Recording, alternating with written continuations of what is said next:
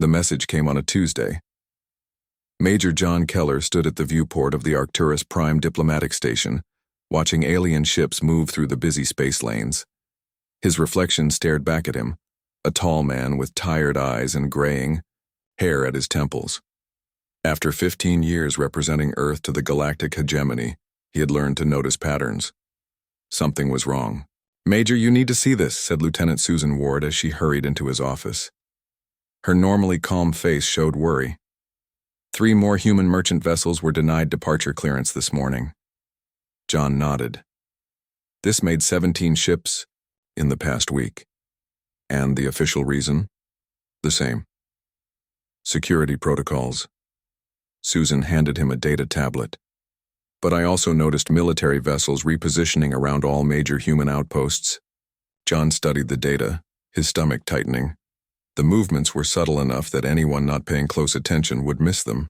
But John had spent too many years watching the hegemony's careful political maneuvers to believe in coincidences.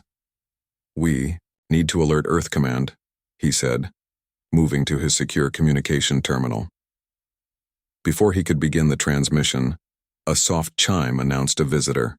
The door slid open to reveal Ambassador Zex Karth, the tall, gray-skinned representative of the Hegemony Council. 4 armed guards flanked him. "Major Keller," the ambassador said in his fluid voice. "I trust you are well?" John straightened, adopting the pleasant expression he had perfected over years of diplomatic service. "Ambassador, this is an unexpected pleasure. I regret this is not a social visit." Zex Karth's 4 eyes blinked in sequence, a sign of discomfort John had learned to recognize. "The Hegemony Council has decided to temporarily suspend human communication privileges." "On what grounds?" John asked, keeping his voice neutral. "Security concerns. Nothing to worry about, merely a precaution." The ambassador gestured to one of his guards who stepped forward with a small device. "This will be installed on all your communication systems. With respect, Ambassador, I must consult with my government before allowing modifications to diplomatic equipment." Zex Karth's skin rippled, their equivalent of a sigh. "I'm afraid this is not a request, Major." John glanced at Susan, who stood tensely by the door. He knew 15 security officers staffed the human diplomatic section. The Hegemony had sent only 4 guards. Either they underestimated human resistance or— "Of course, Ambassador," John said smoothly. "Lieutenant Ward will assist your technician." As Susan reluctantly led the guard to the communication room, John offered the ambassador a drink. Information might be his only weapon now. Dr. Lisa Bennett wiped sweat from her forehead as she studied the laboratory results. For 3 years, she had led Earth's xenobiology team, studying hegemony species and their biological differences from humans. The latest samples troubled her deeply. "Dr. Bennett?" Her assistant, Greg Powell, entered the lab carrying fresh coffee. "You've been here all night." Lisa took the mug gratefully. "Come look at this, Greg." On her screen, complex molecular structures rotated slowly. "These are from the medical exchange program with the Hegemony. They requested detailed information about human immune responses." Greg nodded. "Standard research." "At first, yes." Lisa pointed to a highlighted section. "But they've been asking increasingly specific questions about how our bodies respond to certain compounds that could theoretically be weaponized." Greg's eyes widened. "You think they're developing biological weapons against us?" "I don't know," Lisa admitted. "But combined with their unusual interest in our defense systems and population centers," she pulled up another file showing hegemony research requests over the past 5 years. A clear pattern emerged. "I'm presenting this to the UN Space Council tomorrow," she said. Greg looked nervous. "Shouldn't we wait for more evidence?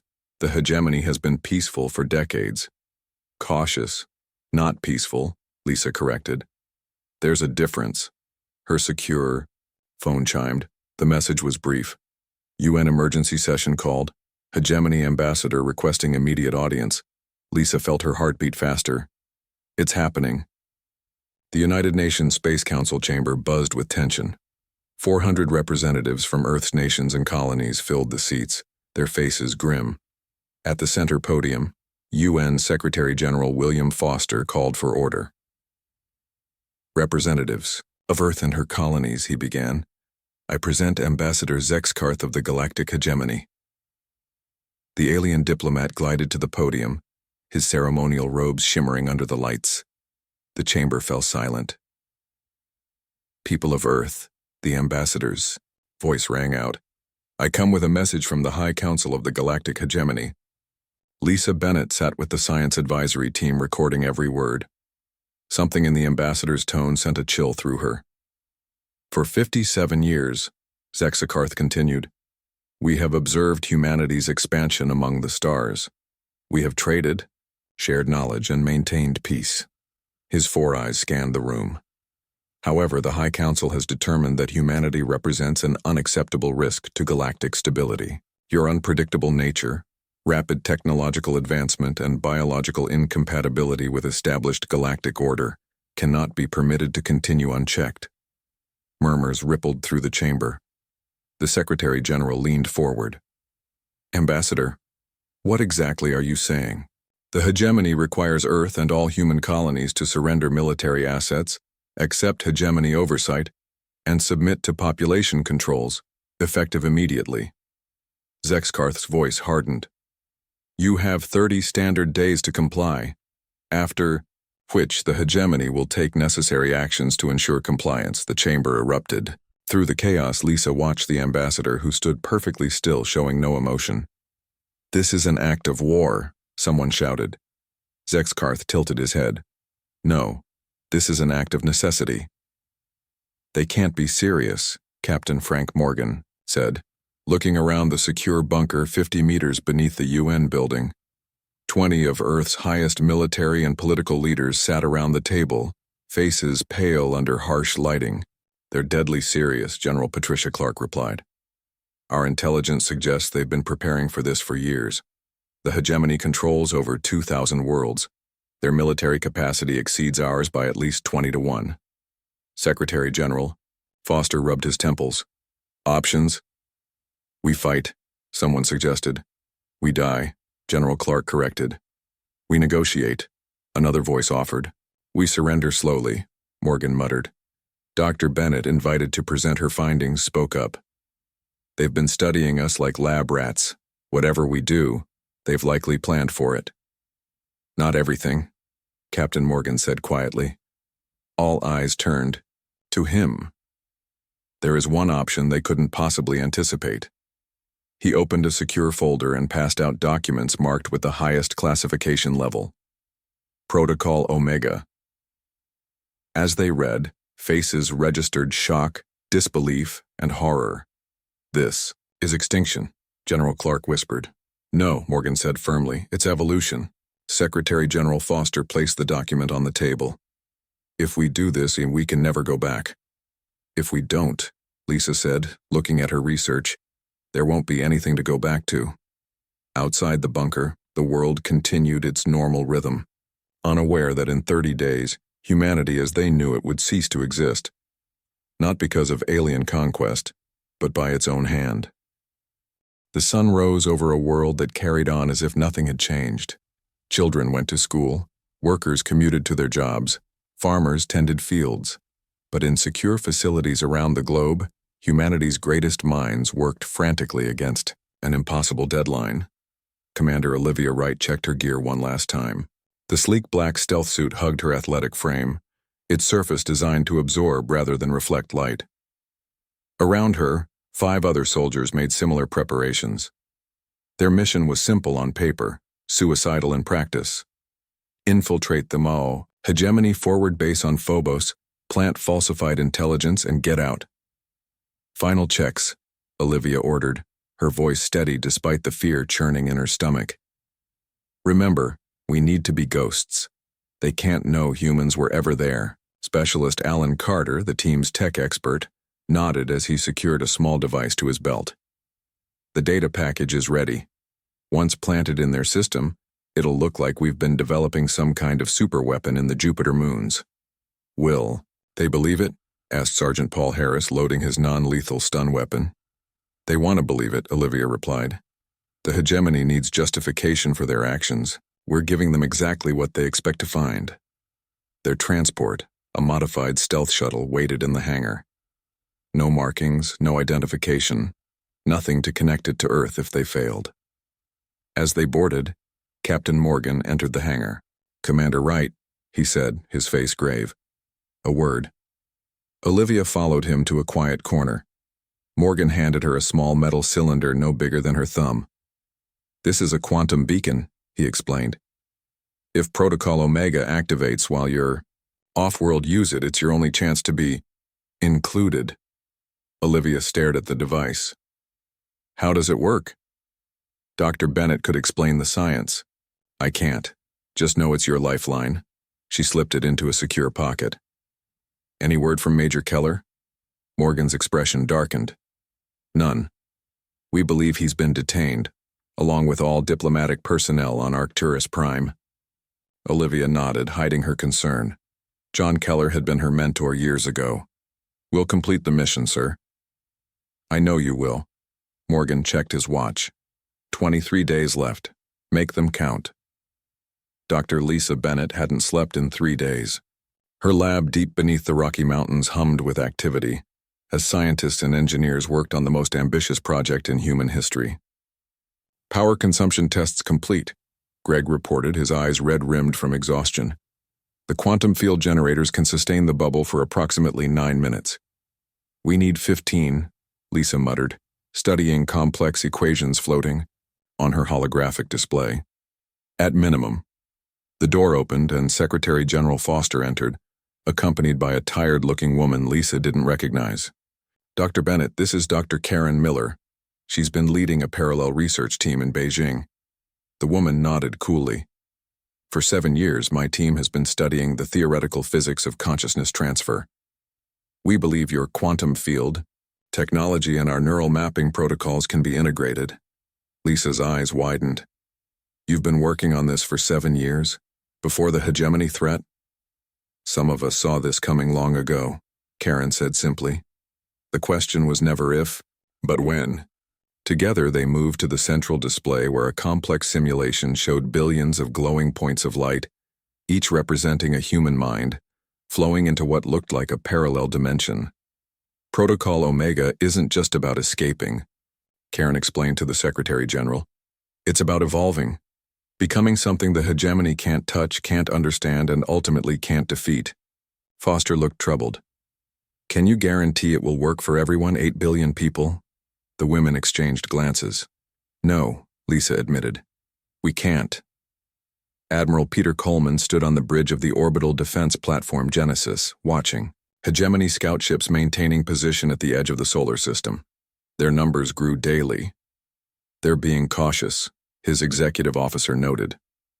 "Wouldn't you be?" Coleman replied. "An entire species seemingly going about their normal lives while facing extinction? They know something's happening, they just don't know what." On his command screen, he reviewed the status of Earth's modest defense fleet. 47 combat-capable ships against thousands. A hopeless fight in conventional terms. "Begin phase 3 of the defense tests," he ordered. Across Earth orbit, defense platforms powered up weapon systems targeting distant asteroids and space debris. The tests were deliberately erratic, some showing impressive firepower, others appearing to malfunction. "Sir," his communications officer called. "We're receiving a transmission from the Hegemony flagship." Coleman nodded. On screen, the alien, face that appeared belonged to Fleet Commander Zexatera, a veteran warrior known for brutal efficiency. "Admiral Coleman," the alien said, "our sensors detect weapons testing in Earth orbit. This could be considered provocative." Coleman smiled, pleasantly. "Merely standard maintenance, Commander. Our people have a right to protection until the deadline. Your resistance would be futile. Perhaps. But it is still our right." Coleman leaned forward. "Unless you plan to attack before your own deadline." The alien commander's eyes narrowed. "We honor our word. 20 days remain." The transmission ended. Coleman turned to his executive officer. "They're getting nervous. Good." In a small town in Nebraska, Sam Miller took his dog for a walk, just as he did every evening.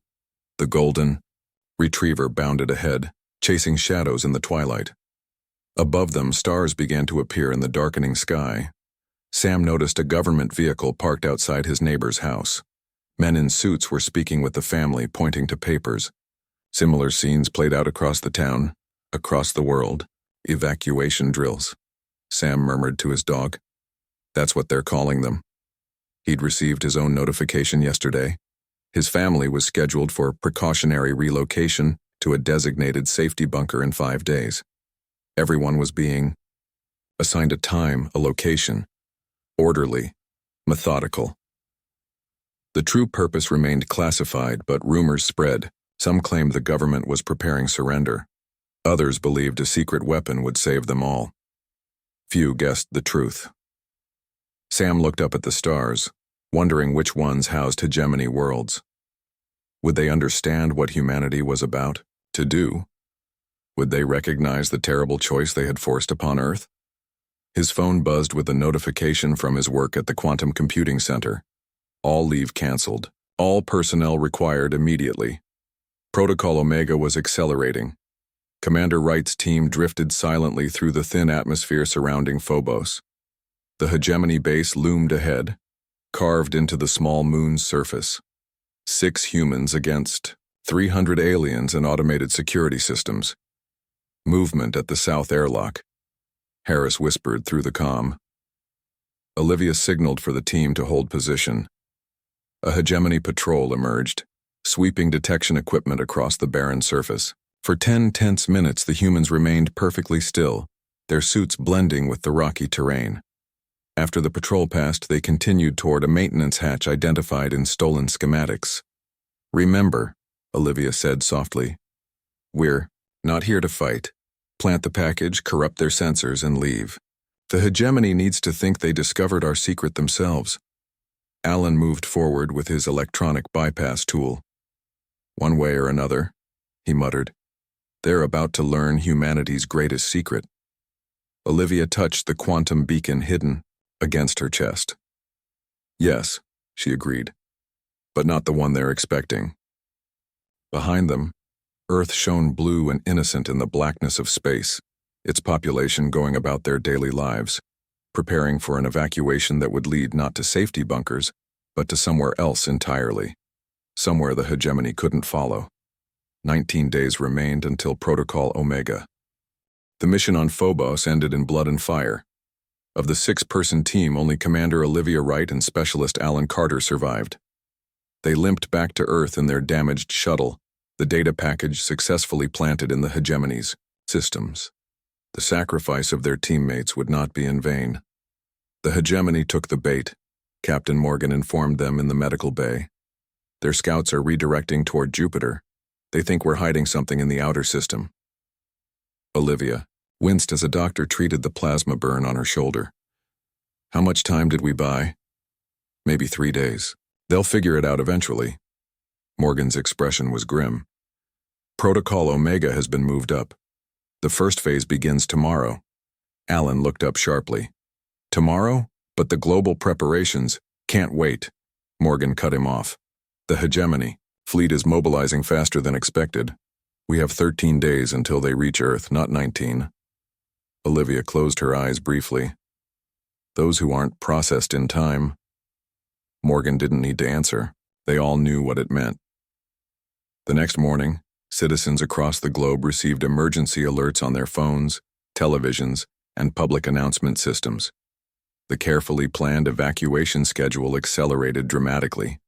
What was supposed to take 2 weeks would now happen in 10 days. Sam Miller stood in line with his family outside the giant concrete structure that had been built on the outskirts of town just months earlier. The government called it a safety bunker. Most people still believed that. Dad, are we going to be okay? His 10-year-old daughter asked, clutching her small backpack containing the essential personal items they'd been permitted to bring.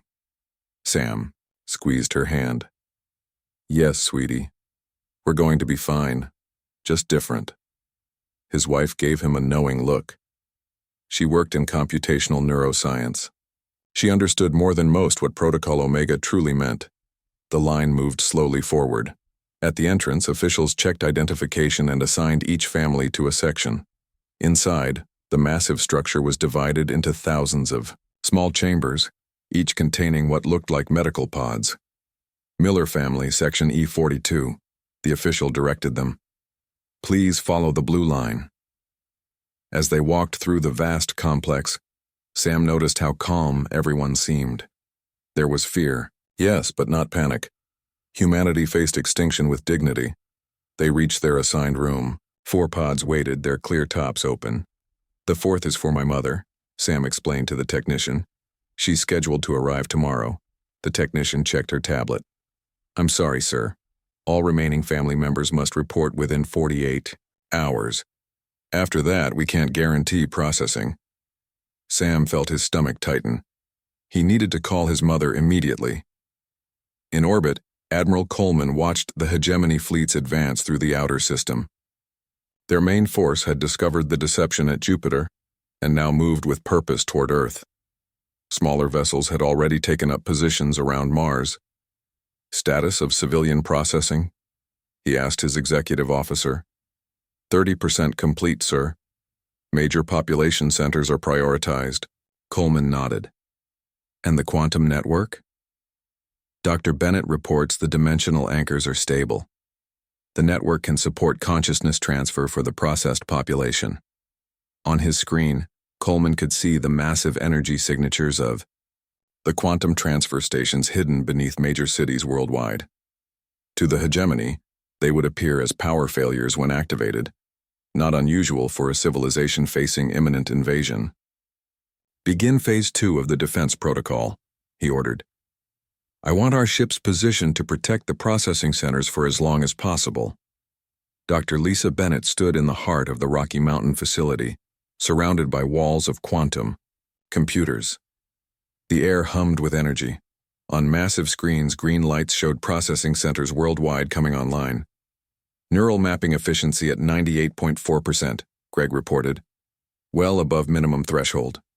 Lisa nodded, monitoring the quantum substrate forming in the space between dimensions. It wasn't physical space as humans understood it, but a realm of pure information and energy where consciousness could exist untethered from biological limitations. Dr. Bennett, Karen called from her station. We have confirmation from the first transition subjects. Lisa rushed over. On the screen, simple text appeared. We are here. We are intact. The substrate is stable. The first 10,000 human minds had successfully transferred to the quantum realm. Protocol Omega worked. Lisa felt tears in her eyes. Begin full-scale processing, she ordered. Priority to children and essential personnel. As the order went out, the facility shuddered. Warning lights flashed. Hegemony ships have entered Earth. Orbit, someone shouted. They're beginning their attack. Commander Zexatara stood on the bridge of the Hegemony flagship, watching Earth grow larger on the view screen. His assault forces were prepared for a difficult conquest, but early reports confused him. Orbital defenses are responding erratically, his tactical officer reported. Some weapons platforms fight with unexpected effectiveness, others barely function. And the ground situation? Zextara demanded. Unusual, Commander. We detect massive power fluctuations across the planet. Many major cities have gone dark. The science officer looked up from her instruments. Commander, human life signs are decreasing at an alarming rate. Explain, Zextara ordered. They appear to be disappearing. Not dying. There are no biological remnants consistent with mass casualties. They're simply gone. Zextara's 4 eyes narrowed. This was not how conquered species behaved. Show me. The view screen shifted to show satellite imagery of a human city, Chicago, according to the data. Thermal imagery showed heat signatures of millions of humans. And then, block by block, they vanished. The same pattern repeated in cities worldwide. They're committing mass suicide, his second-in-command suggested. No, Zextara said slowly. This is something else, something we've never seen before. Olivia Wright and Alan Carter, now recovered from their injuries, joined Captain Morgan in the command center beneath Washington, D.C. The room buzzed with activity as officers coordinated the final phases of Protocol Omega. Processing centers. 1 through 47 are at full capacity, an officer reported. Estimated completion of priority populations in 36 hours. The hegemony has broken through the outer defense ring, another called out. Admiral Coleman is executing the delayed withdrawal. Screens showed the human fleet engaging the hegemony ships, fighting just hard enough to seem desperate but not enough to be truly effective. A carefully choreographed retreat designed to buy time. What about Major Keller and the diplomatic personnel on Arcturus Prime? Olivia asked. Morgan's face grew somber. We can't reach them. They'll have to be left behind. Alan studied the global map showing green areas where processing was complete, yellow where it was ongoing, and red where it hadn't begun. Too much red remained. We won't get everyone out, will we? He asked quietly. No, Morgan admitted. We won't. Olivia touched the quantum beacon she still carried. Then we need to give those remaining a fighting chance to hide until we can come back for them. Morgan looked at her sharply. Come back? Protocol Omega is one way. That's what the hegemony needs to believe, Olivia said firmly, but I refuse to accept that humanity would abandon its own. Above them, the first hegemony ships entered the atmosphere, expecting to find a cowering population ready for conquest. Instead, they found empty cities and strange devices emitting powerful quantum signals, the last traces of a civilization that chose to evolve rather than surrender. 5 years passed. The hegemony declared victory over a ghost planet. Earth stood empty, its cities silent monuments to a vanished species. Wildlife roamed through abandoned streets. Vegetation slowly reclaimed human structures. Hegemony research. Teams examined the strange devices left behind, unable to understand their purpose or how an entire species had seemingly erased itself from existence. Commander Zexistara, now promoted to overseer of the Sol system, stood in what had once been New York City. Rain fell softly around him as he stared at the empty buildings. 5 years, he said to his aide, and still no answers. The High Council considers the human question closed, the aide replied. They were an anomaly. Now they are gone. Zexitera was not convinced. His instincts, honed through centuries of military service, told him something wasn't right. Entire species don't simply vanish. They fight, they die, they leave remains. Humans had done none of these things. His communication device chimed. Overseer, we have a situation at Mining Colony 7. What kind of situation? He asked. You should see for yourself, sir. Mining Colony 7 orbited a small planet in the Proxima Centauri system. It had been established shortly after Earth's fall, extracting valuable minerals for the hegemony's ever-expanding empire. 5,000 workers operated the massive machinery that tore into the planet's surface. Overseer, Kralvox reviewed the security footage again. At exactly 0342 hours, all communication systems in the colony experienced a 3-second synchronization error. When systems restored, the footage showed a human child standing in the central control room. The child, a boy approximately 8 years old by human standards, had simply appeared. No alarms triggered, no doors opened. He stood calmly, looking directly at the camera, before saying in perfect hegemony standard, "We didn't die. We evolved." Then he vanished. Kralvox was still studying the footage when Zexitera arrived. Has it happened again? The senior overseer demanded. No, sir, just the one appearance. Zexitera watched the recording, his 4 eyes narrowing. Run a biological analysis of the visual data. The technician complied. Results appeared on the screen. That's impossible, Kralvox whispered. The scan showed no biological components. The child had appeared solid, but the analysis indicated it was composed of structured energy patterns, not flesh and blood. No, Zexitera said quietly. That's evolution. In the quantum substrate, Dr. Lisa Bennett no longer existed as a single consciousness. She had become a vast networked intelligence. her awareness extending throughout the realm that humanity now called home. Here, physical limitations meant nothing. Thought became reality. Energy replaced matter. For 5 years, humanity had adapted to its new existence, learning to shape the substrate and connect with each other in ways previously unimaginable. Children born before the transition grew and developed. Knowledge expanded exponentially as minds linked and shared directly. But Lisa had never forgotten those left behind. The millions whose processing had not been completed before the hegemony arrived. Her consciousness connected with others who shared her concern. The Echo program is ready, the networked mind that had once been Alan Carter informed her. We can project consciousness back into physical space now. The first test was successful. Added another consciousness, formerly Sam Miller. My son's projection appeared on Mining Colony 7. Just as a child, Lisa acknowledged. A message to let them know we still exist. It's time for the next phase, Alan's consciousness suggested. More complex projections. Actual interaction. Lisa sensed agreement from the collective consciousness that guided humanity's new existence. After 5 years of learning, adapting, and growing stronger, they were ready to reach back into the physical world they had left behind. Major John Keller had spent 5 years in a hegemony detention center on Arcturus Prime, one of thousands of humans who had been off-planet when Protocol Omega activated. He had watched helplessly as reports came in of Earth's strange fate. The hegemony kept human prisoners alive for study, trying to understand what had happened to the rest of their species. Conditions were harsh but not brutal. The aliens seemed more confused than vengeful.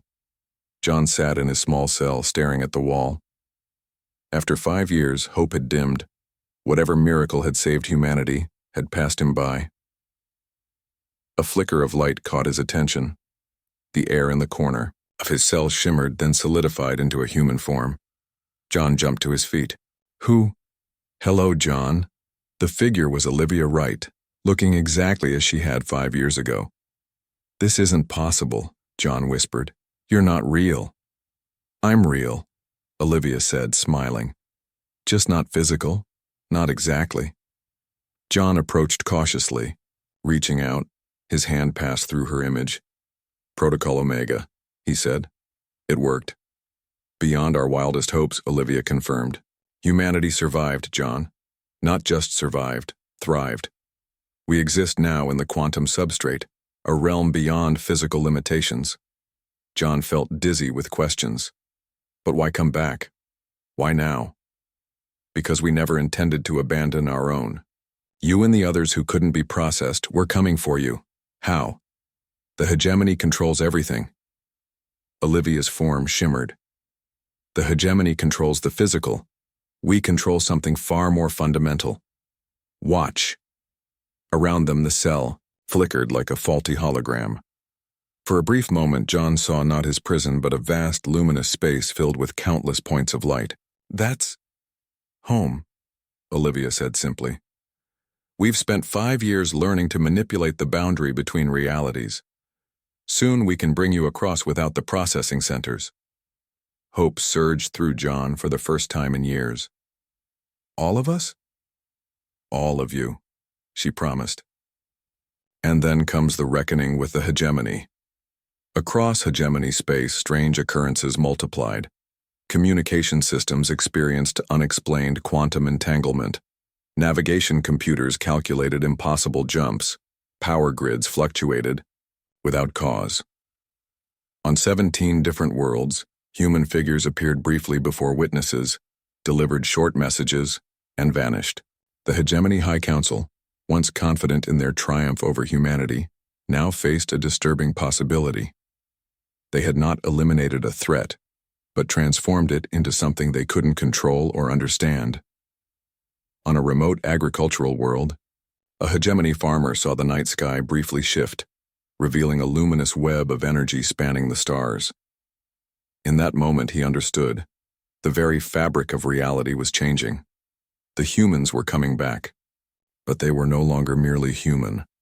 In the heart of hegemony space on a classified research station, scientists monitored a captured quantum signal.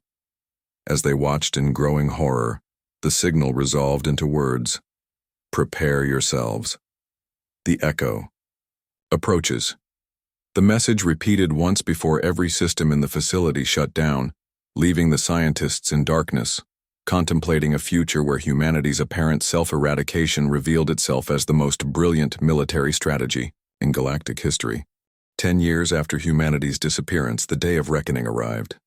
The Hegemony High Council gathered in their grand chamber on Arcturus Prime. 200 representatives from the most powerful species in the galaxy sat in tiered rings facing the central platform. They had been summoned urgently, with no explanation provided. High Counselor Zex Malin called for order. Esteemed representatives, we face an unprecedented situation.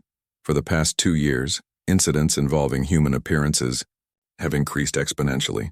Our scientists have no explanation. Our military has no defense. Today we must decide how to respond. Before anyone could speak, the chamber's lights flickered. The massive holographic display in the center of the room activated on its own. Static filled the screen before resolving into a human face, a woman with calm, intelligent eyes. Greetings, High Council. I am Dr. Lisa Bennett. Murmurs filled the chamber. Security officers rushed to disable the system, but their controls didn't respond. Please don't be alarmed, the woman continued. I am not here to threaten you, but to open a dialogue. Zex Malin stepped forward. How are you accessing our secure systems? Lisa smiled. Your technology relies on quantum principles you only partially understand. We exist within those principles. Now, there is nowhere in this galaxy we cannot reach. What do you want? Zex Malin demanded. To introduce ourselves properly. 10 years ago, you declared war on humanity. You forced us to make an impossible choice. We chose evolution over extinction. The hologram expanded, showing a visualization of the quantum substrate, a luminous web of energy patterns containing billions of points of light. This is humanity now, Lisa explained. Not dead but transformed. We exist in the quantum substrate, a dimension of pure information and energy that underlies your physical reality. One of the council members stood. If this is true, why reveal yourselves now? Why not remain hidden? The hologram shifted to show a new face, Major John Keller. Because you still hold prisoners, John said. Humans who were off-world during our transition. We've come for them. Throughout hegemony space on 100 worlds simultaneously, human forms appeared. Not holograms or projections, but physical beings composed of condensed energy. They materialized in detention centers, labor camps, and research facilities where the remaining humans were held. In the largest detention center on Arcturus Prime, Commander Olivia Wright appeared in the central courtyard. Guards raised weapons, but their systems immediately failed. We mean no harm, Olivia announced to the shocked aliens. We're here for our people. Cell doors throughout the facility opened. Confused human prisoners emerged, staring in disbelief at the glowing figure. Alan Carter materialized beside Olivia, his form similarly luminous. Everyone gather around us, he called. Physical contact isn't necessary, just proximity. As the prisoners formed a circle around them, Olivia and Alan began to glow more intensely. The air shimmered with energy. What's happening? One prisoner asked. Evolution, Olivia replied simply. In a flash of light, prisoners and energy beings vanished, together, leaving the hegemony guard staring at empty space. The same scene repeated across hegemony territory. Within 1 hour, every captured human disappeared from physical space. On the hegemony throne world, panic spread through the High Council chamber. Reports coming in from all sectors, an officer announced. All human prisoners gone, taken by these energy beings. Zex Malin turned to the hologram of Dr. Bennett. Is this an act of war? No, Lisa replied calmly. Just a rescue. Had you released our people willingly, this display of power would have been unnecessary. The hologram changed again, showing Captain Frank Morgan. But make no mistake, he said, his voice firm. We could have done much more. To demonstrate, every power system on Arcturus Prime shut down simultaneously. Darkness engulfed the planet for precisely 3 seconds before systems restored. Our existence in the quantum substrate gives us certain abilities, Morgan explained. We can affect any system that relies on quantum principles, which, in your advanced civilization, is virtually everything. In the detention center where he had been held for a decade, John Keller experienced something extraordinary. His physical body dissolved into patterns of light, his consciousness expanding as it joined the vast network of minds in the substrate. In an instant, he understood everything, what had happened to humanity, how they had evolved, what they had become. The quantum substrate wasn't just a hiding place. It was a new plane of existence where thought could reshape reality. And yet, despite this transcendence, humanity had retained its essential nature, its compassion, its curiosity, and yes, its capacity for righteous anger. In the High Council chamber, the holograms of Lisa, Morgan, and now John Keller stood before the assembled representatives of the hegemony. You stand at a crossroads, John told them. 10 years ago, you forced us to evolve beyond our physical limitations. We have no desire for revenge, but we will not be threatened again. Lisa stepped forward. We propose a new relationship, not as conquerors and conquered, but as different forms of sentient life sharing the same galaxy. Morgan's expression remained stern. But understand this clearly. Any aggression against the worlds we once inhabited, or any species under our protection, will be met with consequences you cannot defend against. Zexmalin looked around at the other council members, seeing fear in their eyes.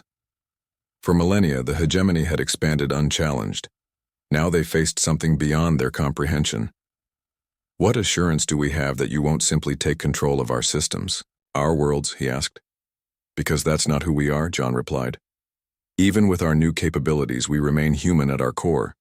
We want exploration, growth, and peaceful coexistence, the very things you denied us. Lisa's hologram moved to the center. As proof of our intentions, we will return to Earth. It will remain our anchor in physical space, a meeting point between our realms. We invite you to establish proper diplomatic relations, this time as equals. The holograms began to fade. You have 1 standard month to withdraw all forces from the Sol system, Morgan said as a parting message. After that, humanity returns home. As the holograms vanished, silence fell over the council chamber. The most powerful empire in the galaxy faced an unprecedented situation. A species they had tried to conquer had transcended physical existence itself. The choice they now faced would determine the future of galactic civilization. Adapt to a new reality where humanity existed as both guardian and potential destroyer, or risk opposing a power that could, with a thought, bring their empire crumbling down. Either way, humanity had ensured one thing. They would never again be seen as prey.